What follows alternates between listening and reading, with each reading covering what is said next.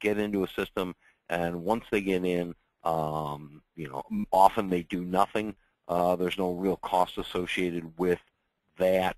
But as the less likely it is in things like cybercrime, terrorism, warfare, the more expensive it's going to get.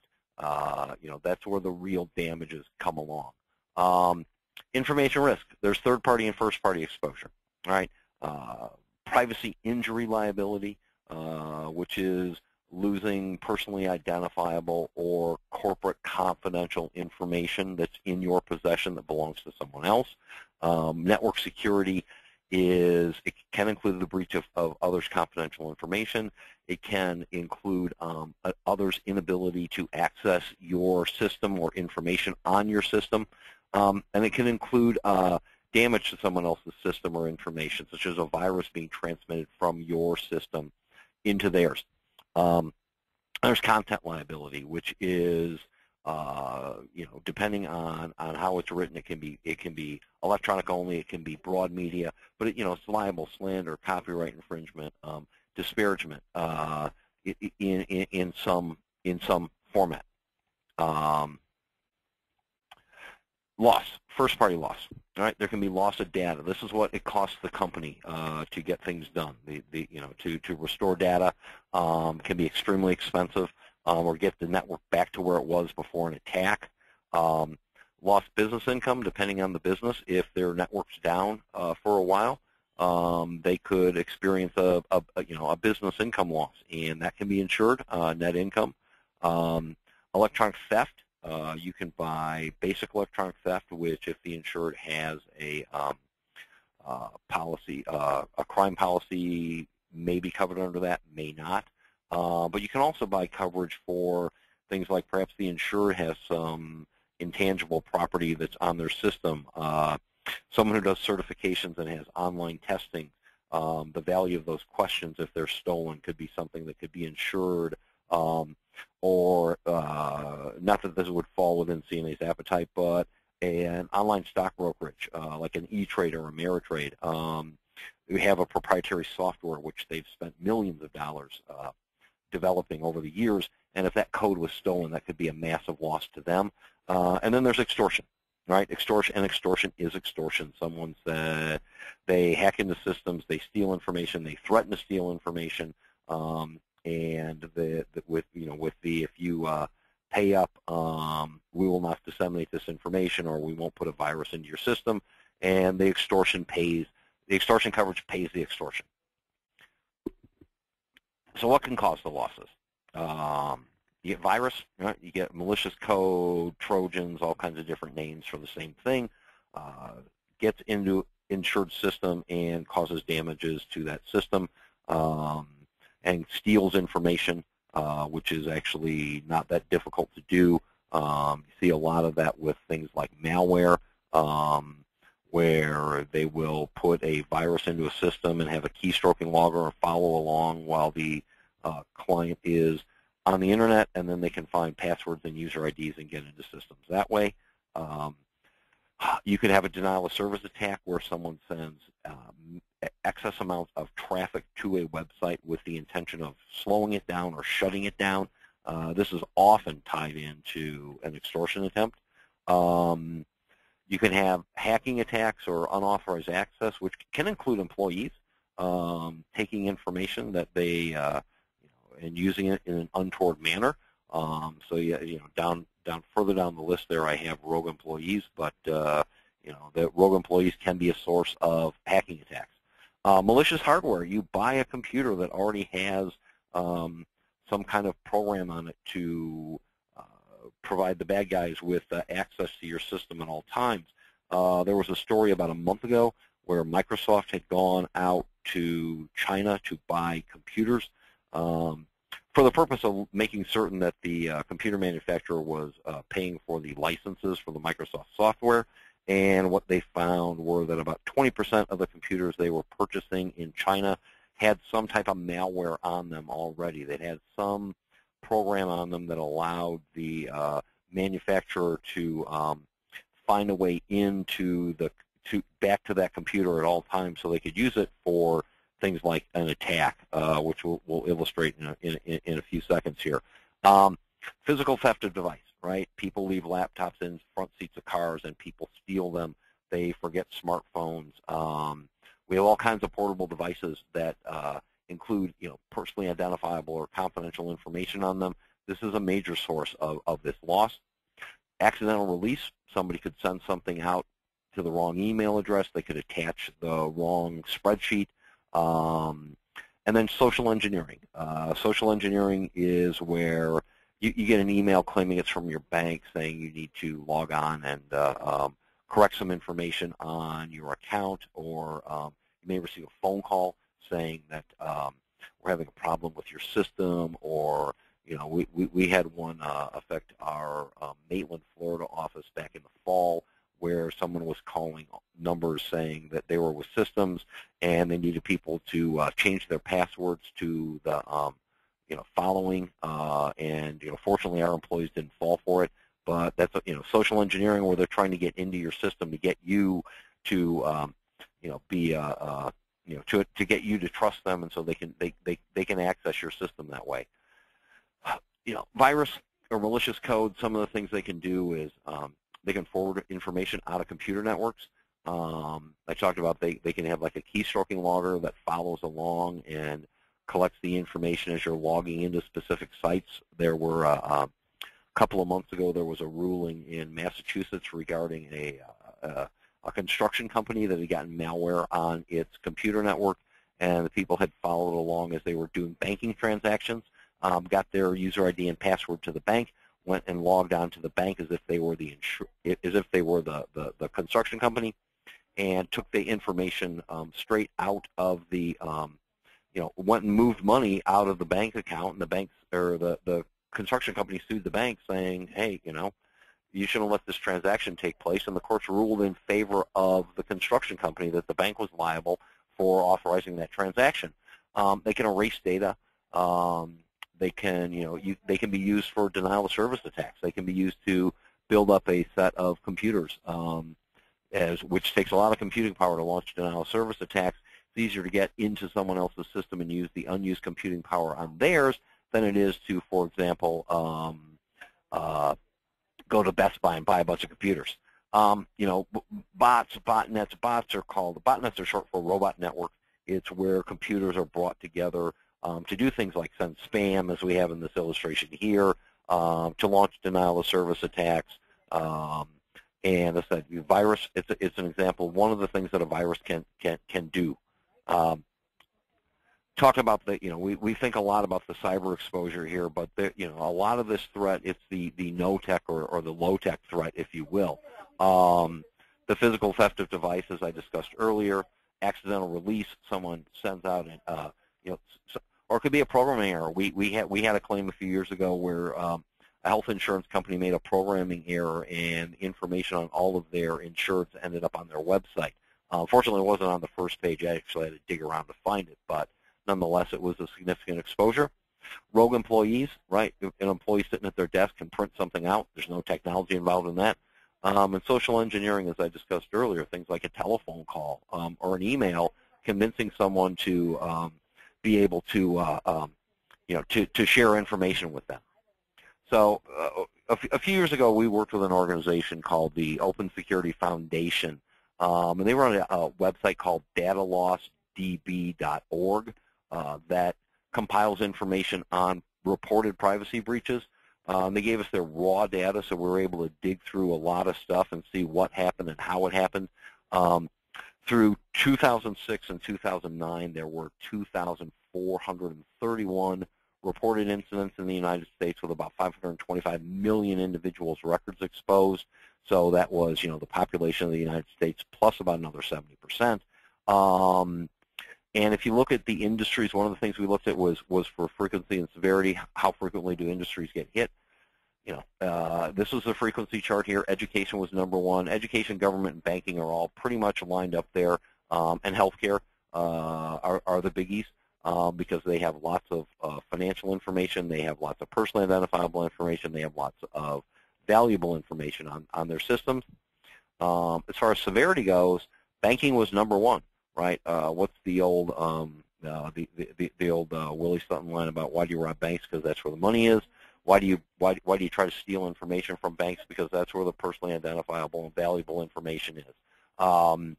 Now, you will see a lot of incidents in the banking world where they have lost tapes. They've lost backup tapes. I think every single major bank has had at least one of these events over the years. And when a major bank like Chase or Wells Fargo or someone of that level loses a tape, they lose millions of individuals' records at a time. But those are still data breaches, even if it's just lost and you don't know what happened to it.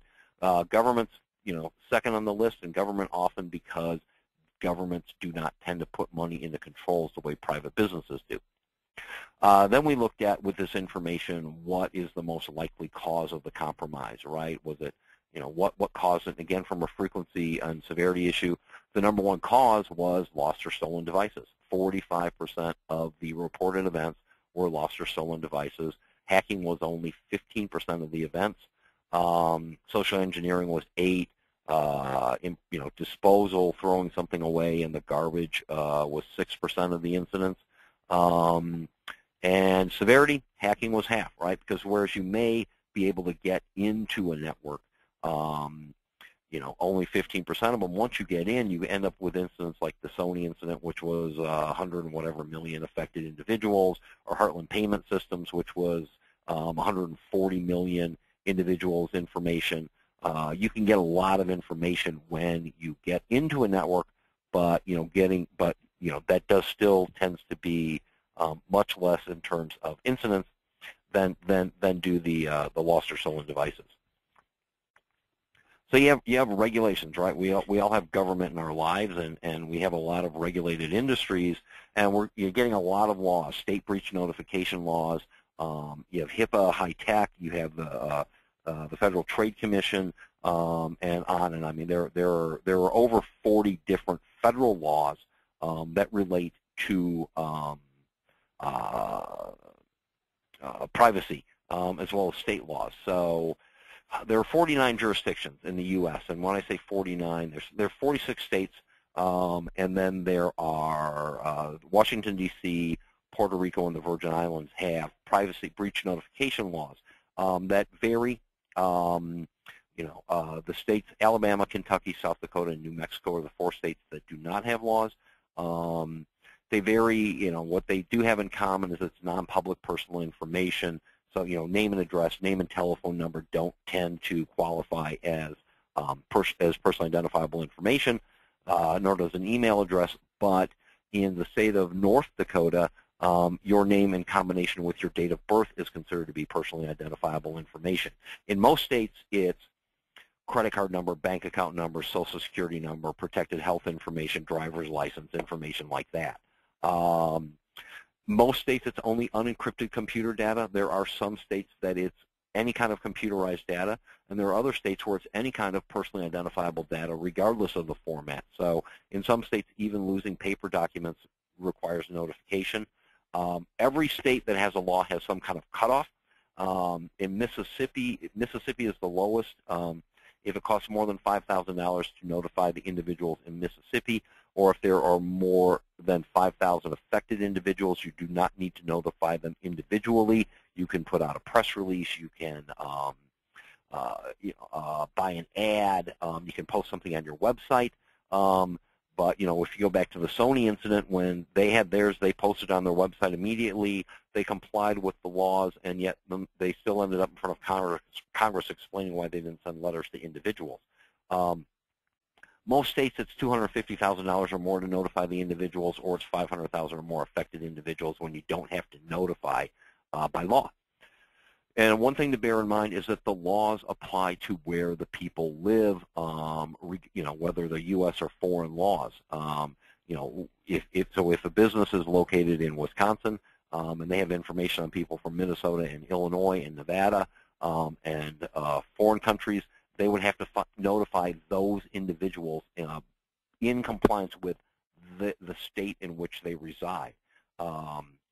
Alberta has a notification law. It's the only Canadian province that has a notification law, but all of Canada has a law that applies to health information. So these can become quite cumbersome, having to notify because of the differences in the laws. some of the trends we're seeing. Massachusetts has what's called a WISP, the Written Information Security Policy. And I would say that Massachusetts is proactive, whereas the other states are reactive. So if you lose information from an individual or that belonging to an individual, in most states they tell you what you have to do after you've lost it. Massachusetts tells you you must do the following things when you take the information in. And again, it applies to Massachusetts residents. So regardless of where the business is, they're taking information on Massachusetts residents.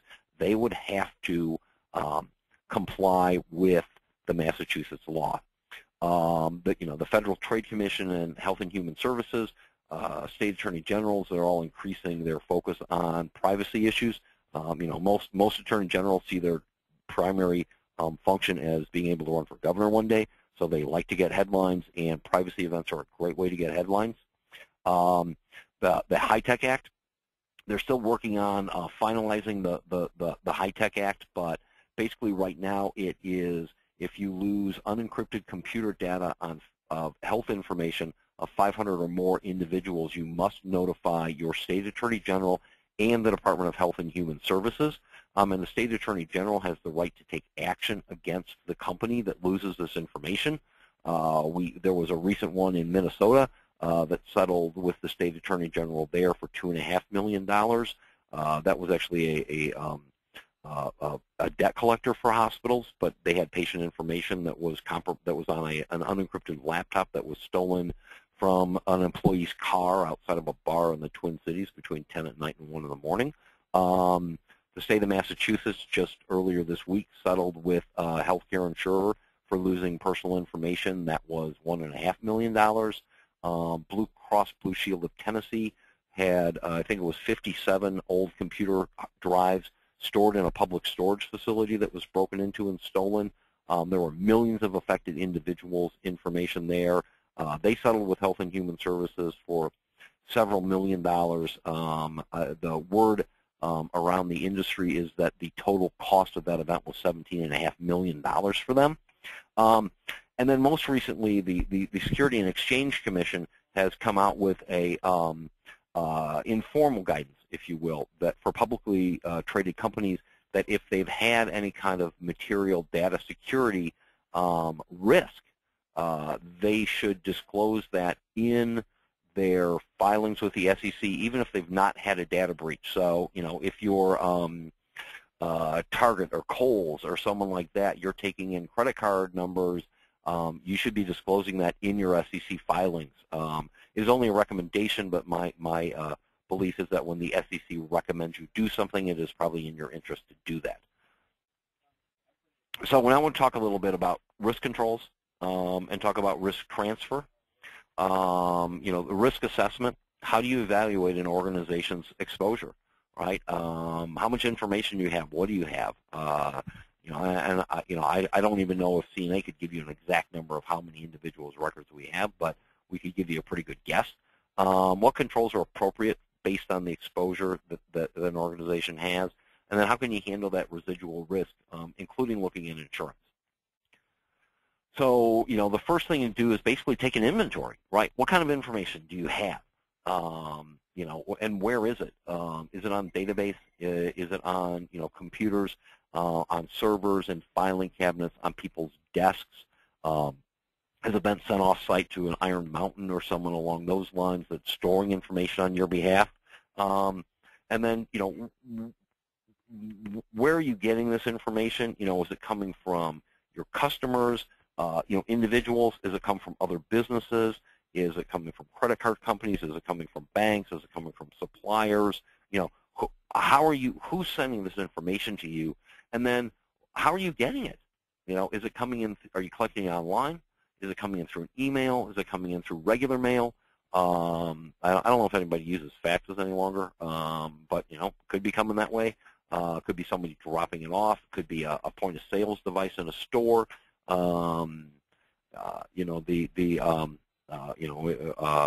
Just how are you getting this information is a valuable part of the inventory process. Then you should have a privacy policy, right? What it can help an organization to minimize their exposure by saying, this is what we do. We take this information, and this is what we take in from individuals. This is how we protect it, and this is, if you share it with a third party, tell them how it's being shared. Now, there are, HIPAA addresses health information. Gramm-Leach-Bliley addresses consumer information. Technically, anyone that's lending money, including businesses that let people pay over time, they're affected by Gramm-Leach-Bliley. COPA, the Children's Online Privacy Protection Act, the government's really cracking down on that. There was just a settlement the other day where I think it was $1 million for music, a place that ran sites for music acts, because they were collecting information on people who were under the age of 13. And by federal law, if you do that, you have to get their parents' permission before you collect that information.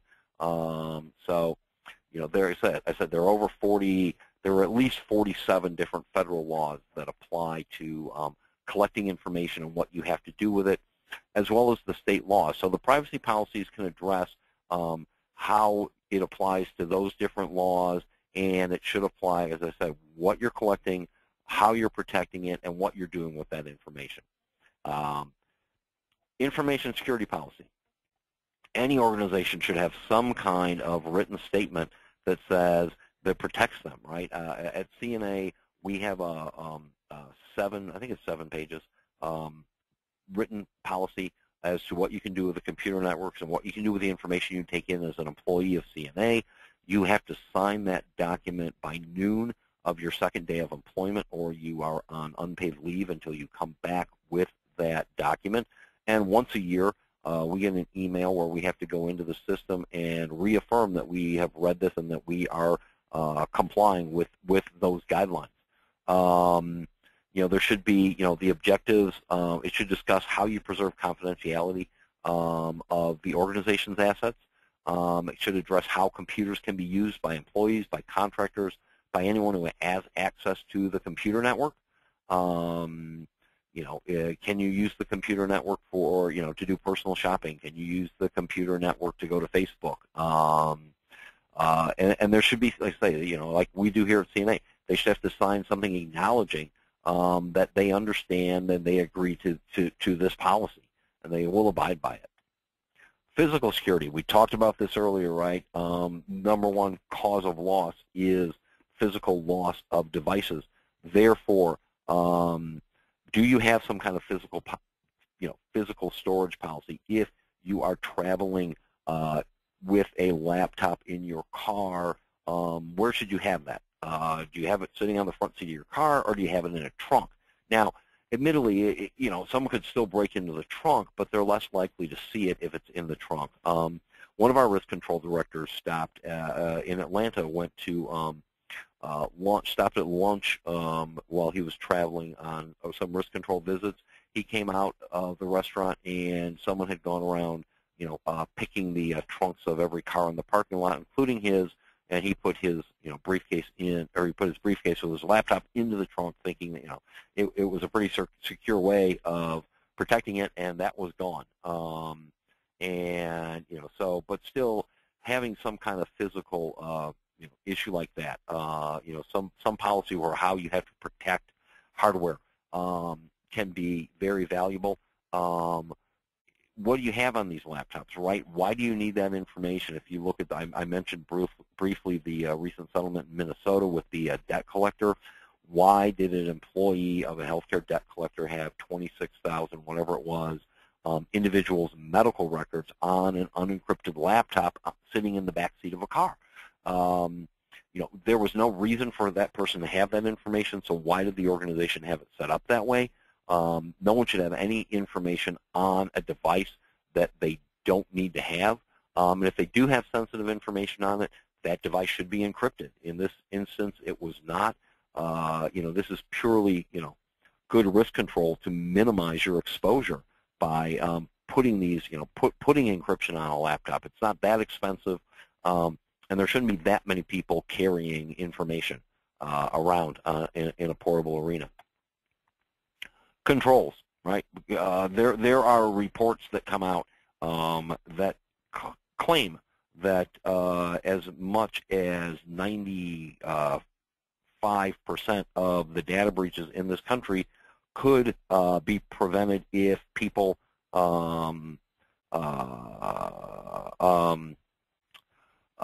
just applied the most recent patches on the computer systems. Microsoft has what they call Patch Tuesday. So if their patches come out on Tuesdays, that's a clever name for that. But unless it's a critical patch, then they can come out at any time. Microsoft has also made it as easy as possible to put these patches onto your systems. Some other software companies aren't as easy, but getting them on as quickly as possible greatly reduces the exposure. You know, having virus controls on computer systems is really, you know, the downside of a virus control is that they don't exist until the virus is out there. So you can still get viruses on your system, but you know there was an attack, I think it was 2 years ago, where several major corporations had attacks with there was an email that went out that I remember the headline was something like, here's the information you requested, and you clicked on a link that looked like it was an Excel spreadsheet, but it actually went, it was a payload that replicated your address book and sent the email to everyone else on it.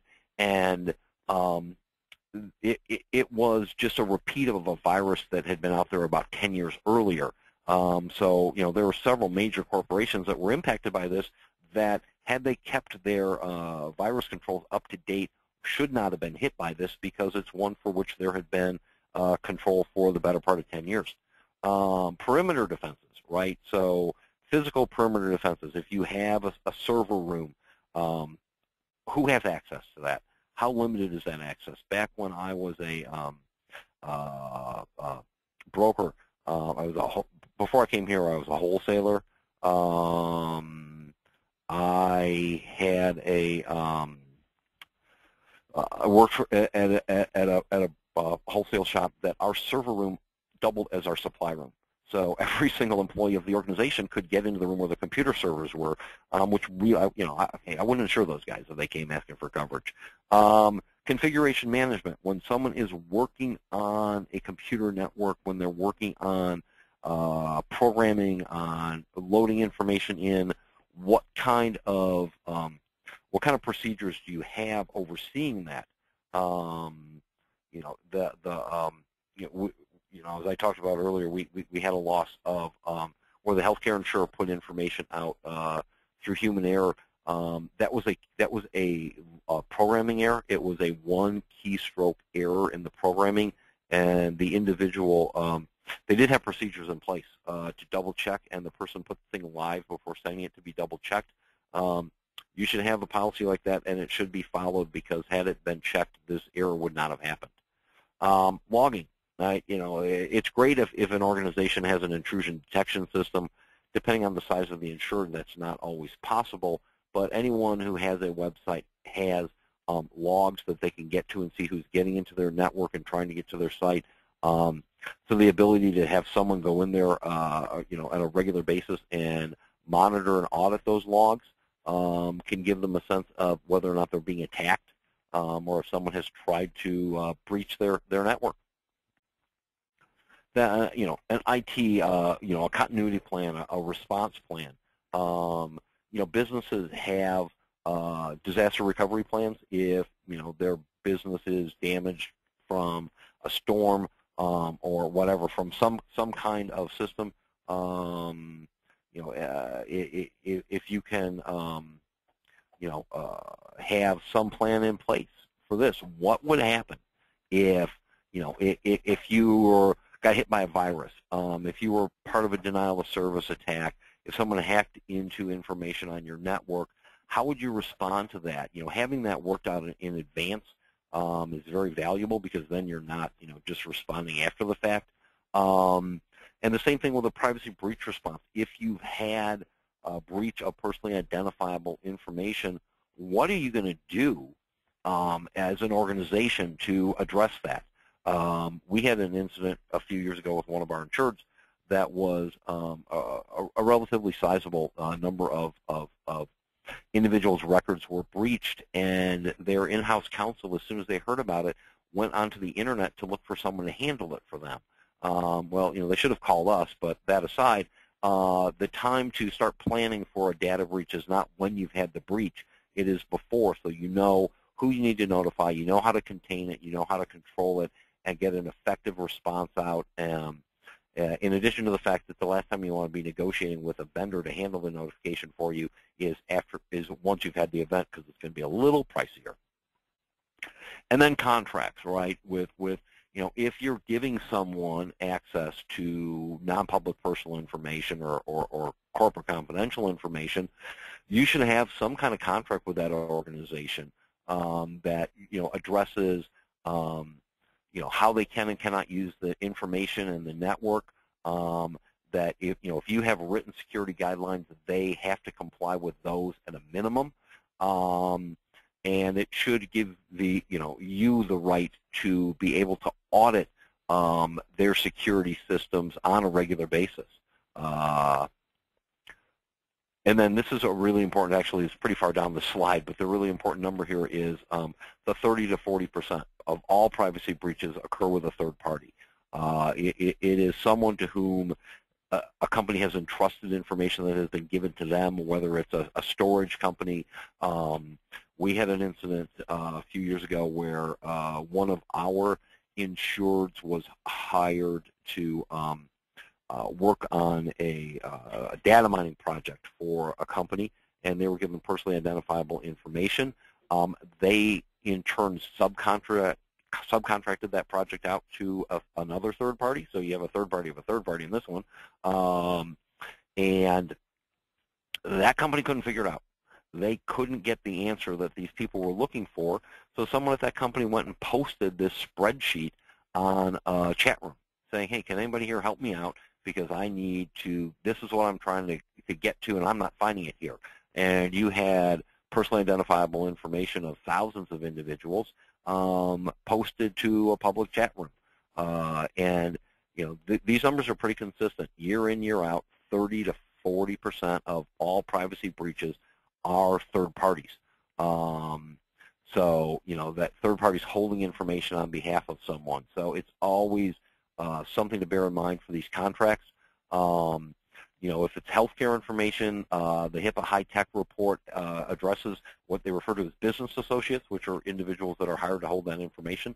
And people that that healthcare providers contract with, they have certain requirements they have to comply with under HIPAA. FTC has regulations that if you're sharing information with other organizations, you have to follow those requirements. So having these contracts in place can minimize a lot of the exposure by addressing the issues at hand and how it has to be maintained. So now we come to the fun part of the program where we talk about insurance. And we're going to talk a little bit briefly about where we created these insurances out of the fact that GL and property policies didn't cover electronic data. So there are a lot of things that can be in GL and property policies that aren't there that can be covered through these kind of policies. On GL, one of the big issues is private information, right? Usually it requires, for a privacy injury, advertising injury kind of coverage to trigger it, it requires some kind of publication. But if you disclose someone's information electronically, is that a publication? And one of the issues that we deal with here is that even though this coverage has been in the marketplace for about 15 years, there isn't much settled law. It's still kind of being made up as we go along. Now, one of the things that's not being made up is the second point here, the tangible versus intangible property.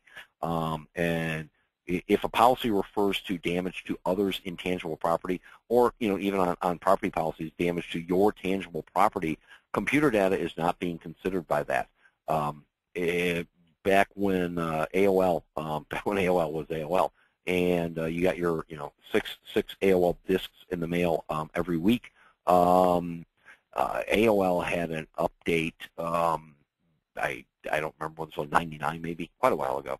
And they sent out an update, and if you loaded that update into your computer, not only did you get the latest version of AOL, it also managed to delete all of the information that was on your computer network or on your hard drive.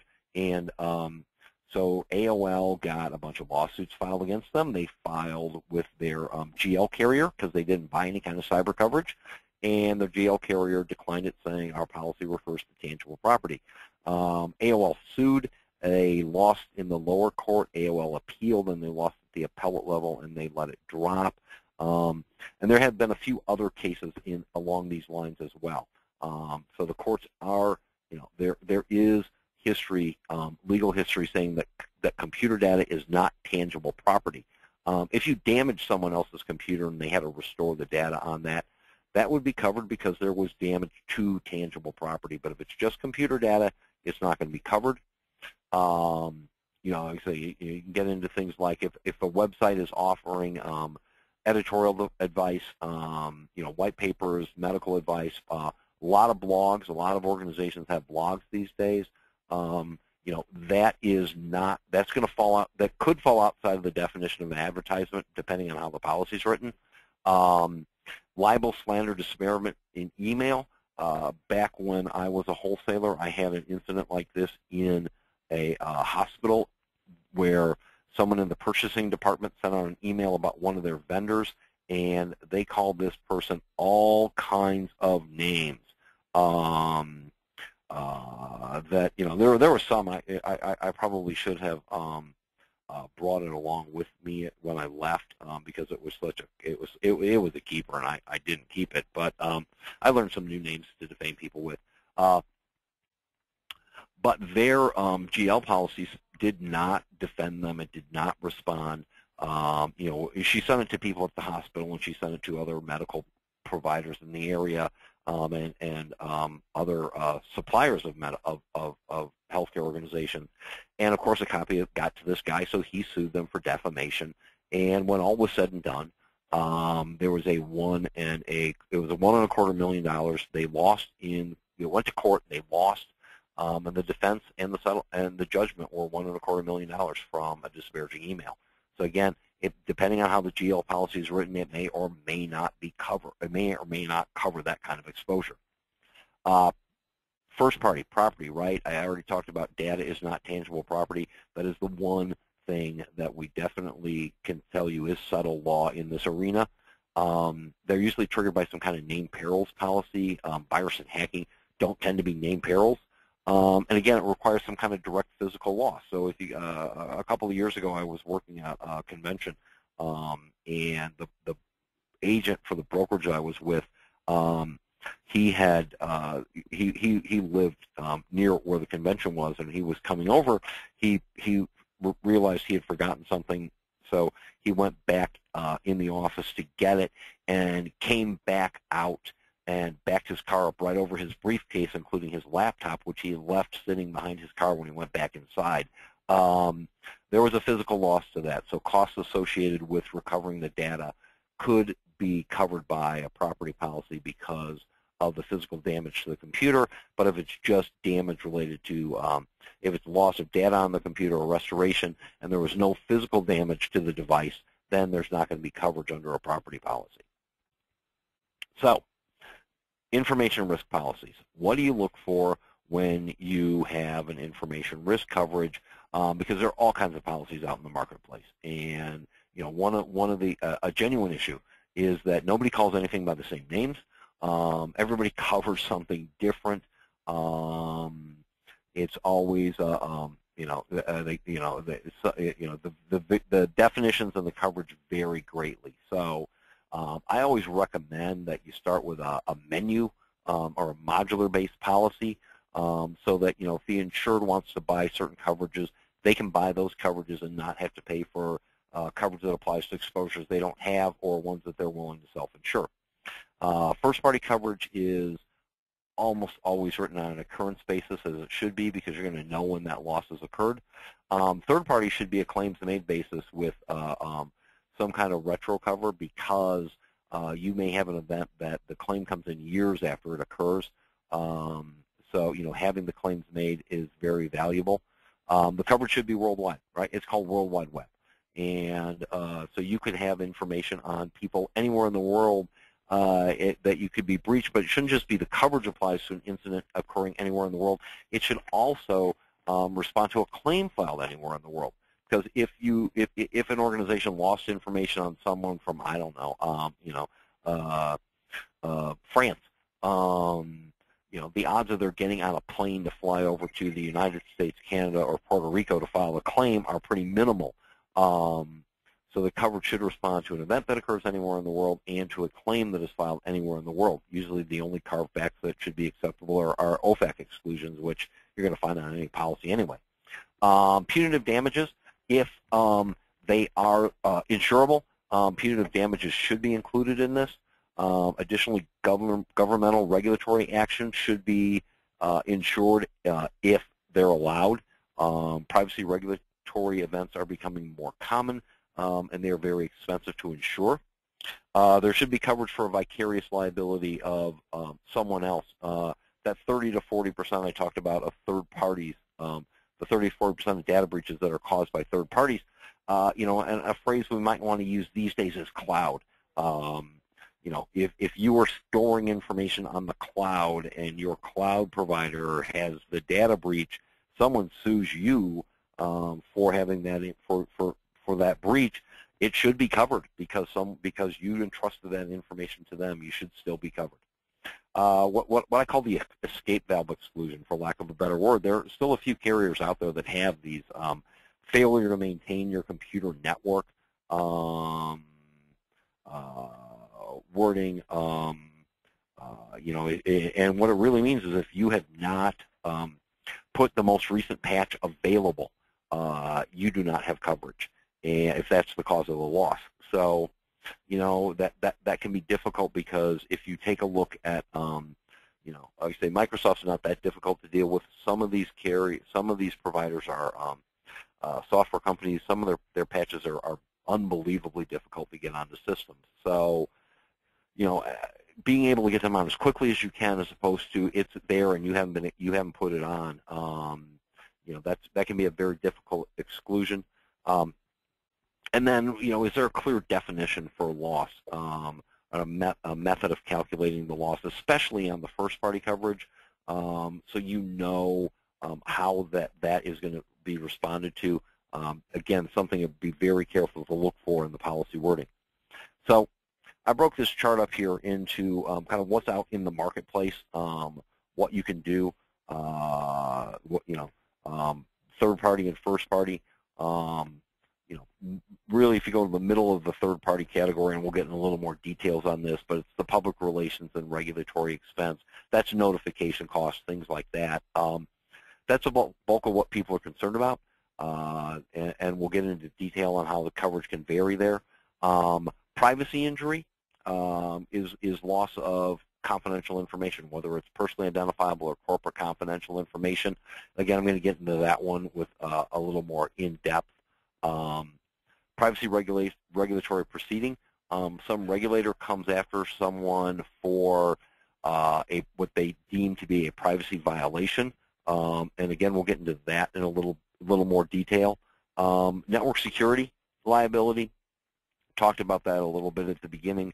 It's loss of information. It's someone relies on an insured's computer network to be up and running, or the data on their network to be able to do their jobs, and they can't get to it, or someone inadvertently, or heck, even an employee intentionally, sending out a virus into someone else's network. The damage caused by that is again something that you can buy coverage for. Content, I call it content for when I call content media, content injury, I mean electronic media. Some carriers, there are variations on this. Some carriers offer only media coverage for what's on a website. Some do electronic media or content injury, which is anything that is readable by a computer. So it can include emails, it could include promotional material that's only on a CD-ROM or a flash drive. Or you can do, broad media. So it covers all of the media that an insured creates. On the first-party side, there's extortion. Extortion is extortion. It pays the extortionist to go away. Most insureds have no interest in paying people to go away. I've been doing this for 15 years, and I've had one client that made an extortion payment because the extortion request wasn't, well, it was $100,000. And the damage that someone had encrypted the database on their computer, asked for network asked for $100,000 in exchange for the key. When the forensics guys got done looking over what had been done, they said, pay them off. It's your cheapest option. And the FBI was eventually able to trace it back to the former database manager of the company that had been fired about 6 months earlier, and the company got most of their money back. But most people don't want to pay. I had an insured that is a Fortune 50 company that had their payroll records hacked about 5 years ago. 128,000 people around the world. They had names, addresses, taxpayer ID numbers, bank account numbers, and annual salary for 128,000 people, and they wanted $10 million in exchange for not publishing this information. The company refused to pay. The people did actually put the information on a website, so the company went in and bought credit monitoring for all of their employees, and it cost them about $700,000 because you get a volume discount when you're looking at that many.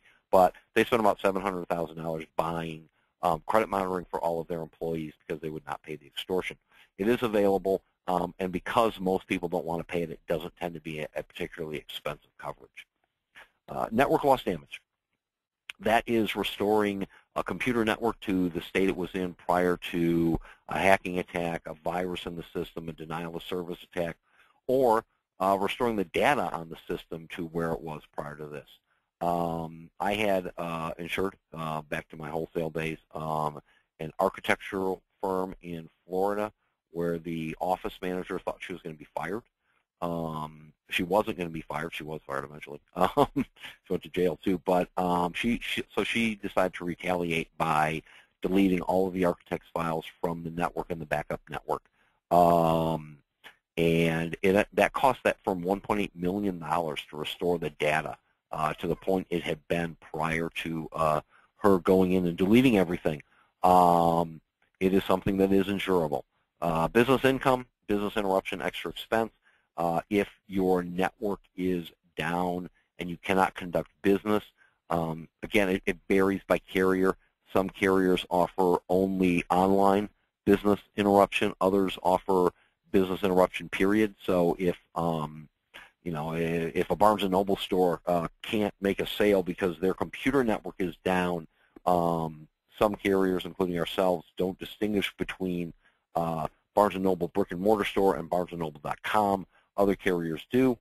Extra expense is basically getting systems up, getting you back up and running as quickly as you can, whether it's going out and getting a co-location service, getting forensics people, whatever it takes to get you back up and running as quickly as possible. Emergency response fund, this is one that's starting to go away. You're not seeing it so much in the marketplace any longer. It does still exist with some carriers. What emergency response fund really is it's a poor man's extra expense, if you will. If you choose not to buy the BIEE, you could buy the sort of extra expense coverage, the forensics and the co-location services. Usually it's been sublimited to about $250,000 as opposed to being able to buy at full limits. And then electronic theft, whether it's theft of information, proprietary information the insured has on their network, which, depending on what it is, it can be an expensive coverage, but it is available. If their services are provided in an electronic format and there's theft of those services that cause them damage, cost them money, that can be covered. And there's basic electronic theft as well, money, goods, securities being taken out of the network.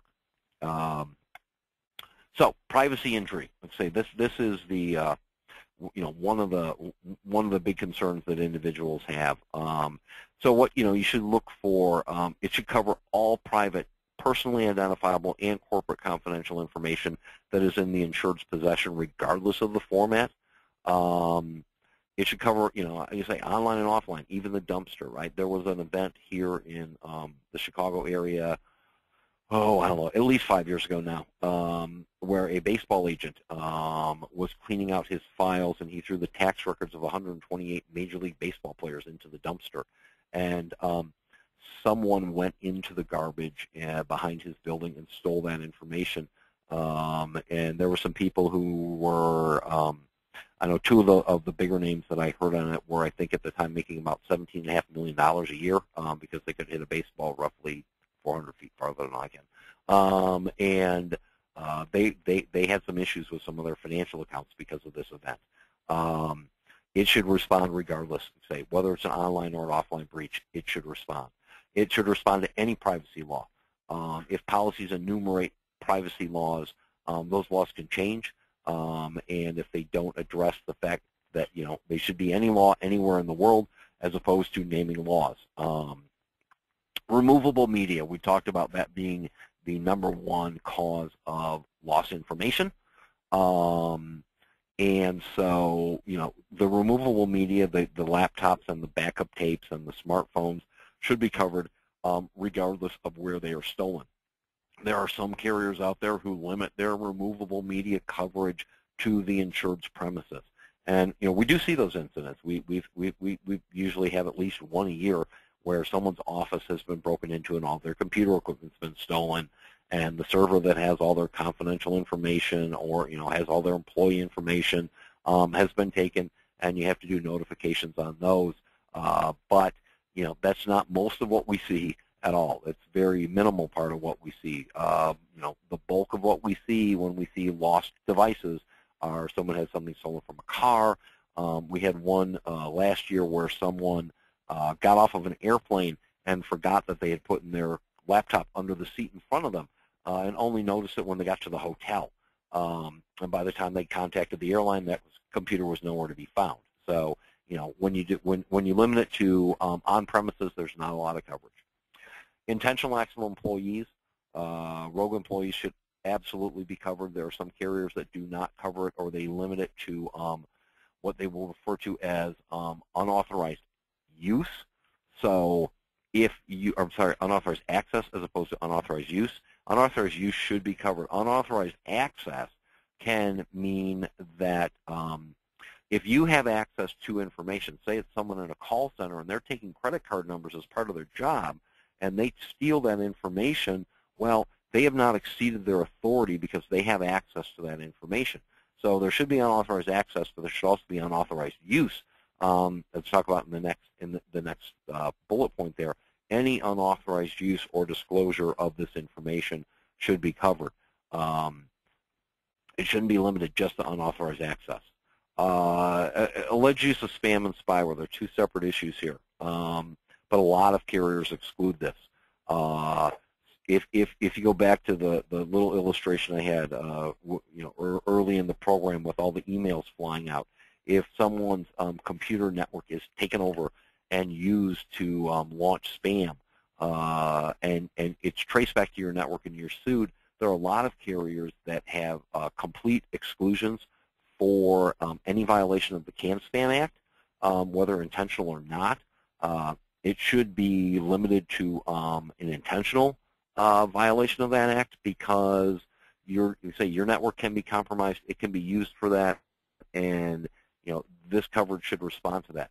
Spyware, that's virus. It's I talked about earlier with the illustration on the construction company that got spyware into its system.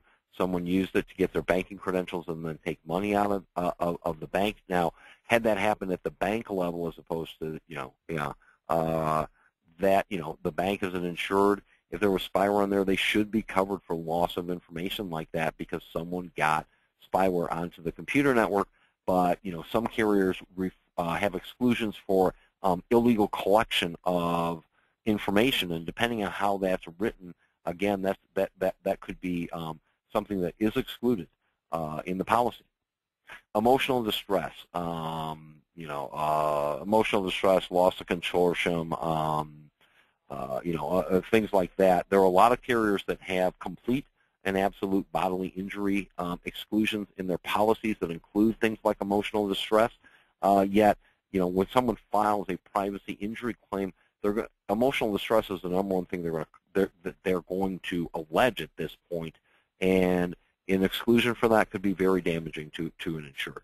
Let's say triggers, security breaches, unauthorized access, mistakes. If an employee makes a mistake, that should still be covered, including a mistake on controls, right? So if a policy says when you sign this application, you're saying that you abide by these controls, well, someone could, those could be the controls, but if someone makes a mistake, that shouldn't be a reason for the insurance carrier to walk away from it by saying, well, you said that you do these controls and you didn't do it in this one instance, therefore we're not going to cover this claim. The distinction between they're saying they do it and they actually never do it, and they're saying they do it and they didn't do it one time, or however many times. If it was done 90% of the time or 95% of the time, or whatever, it should still be covered as opposed to it's never done. Regulatory actions. As I talked about, this is becoming an increasing issue. One of the issues is some states are using this, quite frankly, as a way to fill the hole in their budgets. They're not getting the revenue they need. You can go out and get a few $100,000 at a time from companies that have privacy violations.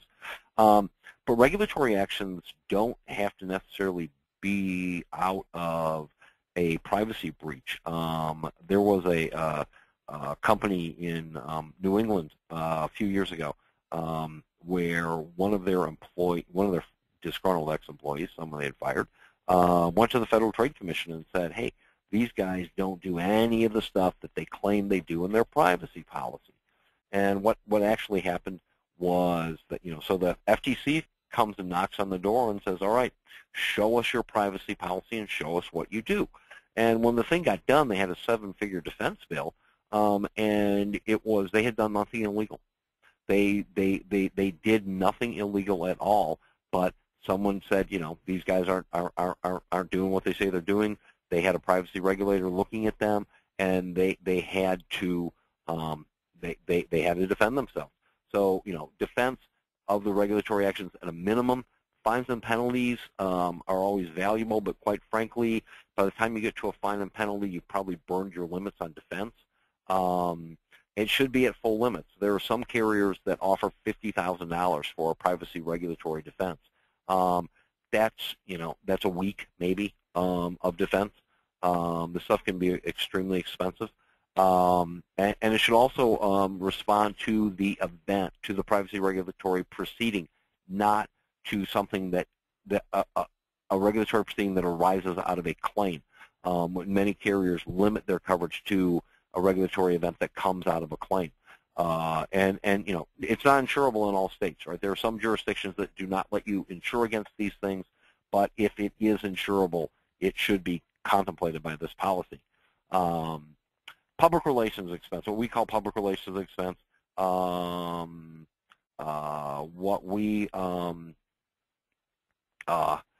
it's notification. It's you've had a breach of personally identifiable information, and you need to notify, or you want to notify the individuals. Again, this is a big distinction in the marketplace.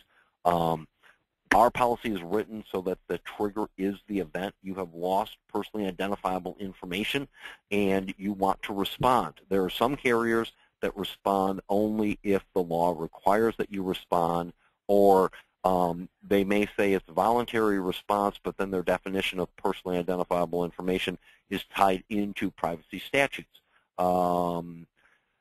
We look at it from, it's a way to minimize the exposure. If someone has, if you have compromised individuals' information, being able to comply, being able to notify those individuals, because you want to as opposed to you have to, is a huge difference, and it can minimize the chances that they're going to sue. Credit monitoring should be included in this. If it's tied into a statutory requirement, there are only 2 states that require companies offer credit monitoring. Not only do most states not require it, most people don't take it.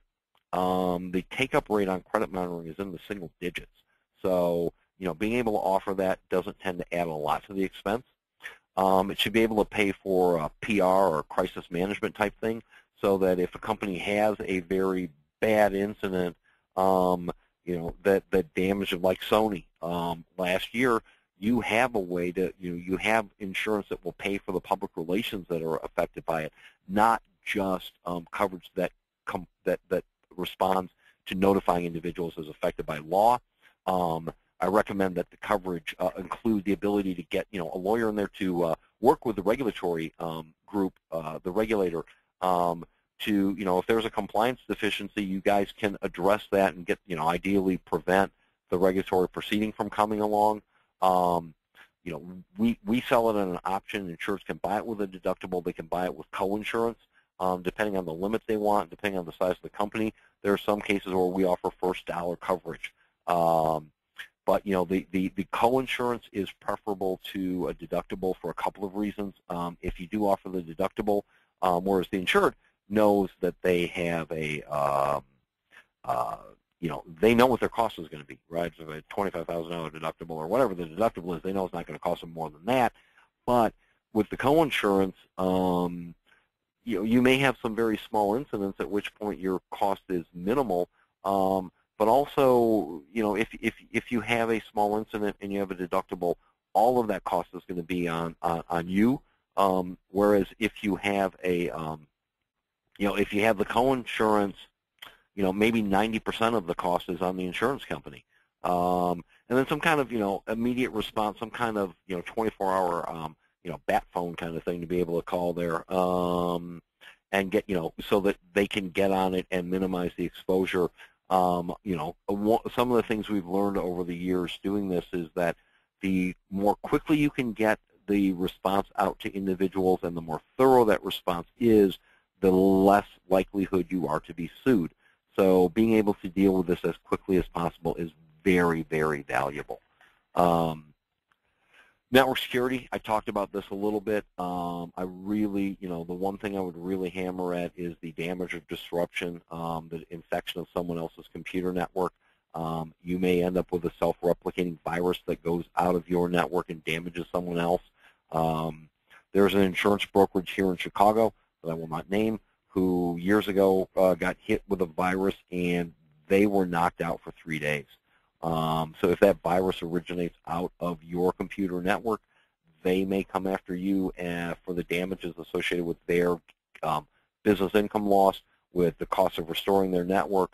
So, coverage, and there are some carriers where they will offer this coverage, but they may often exclude something like a self-replicating virus. They may exclude a virus that, there's one carrier out there that excludes viruses that are named viruses. Well, every virus has a name. And so pretty much they exclude all viruses. And there are other carriers that exclude viruses if they were an intentional act of an employee. And you can't control all of your employees no matter what you want to do. So making certain those carve-backs are not there is extremely important. And with that, we've gone through the material. Risk management, we've talked about, having risk management. It's a combination of people and policies and technology. The downside of using people is they make mistakes. Sometimes they do things intentionally, but sometimes you have data losses just because someone made an error. And so having policies in place, having technology to prevent these errors. We had an event where an insured was looking at buying a software that would track any attachment that went out with 9 digits in a row in them, with the idea that that would prevent Social Security numbers from being sent out. And so they went to test it, and they found, against old emails, and they found that about 2 months earlier they had sent a spreadsheet to someone, to a letter shop that was doing a mailing on their behalf to some of their customers, and they had Social Security numbers on about 9,000 people on this list. So, people can make mistakes. And then finally, you can always purchase insurance if you believe that is, part of the risk management. And with that, I'm open for questions. If you have any questions, I'm happy to entertain them.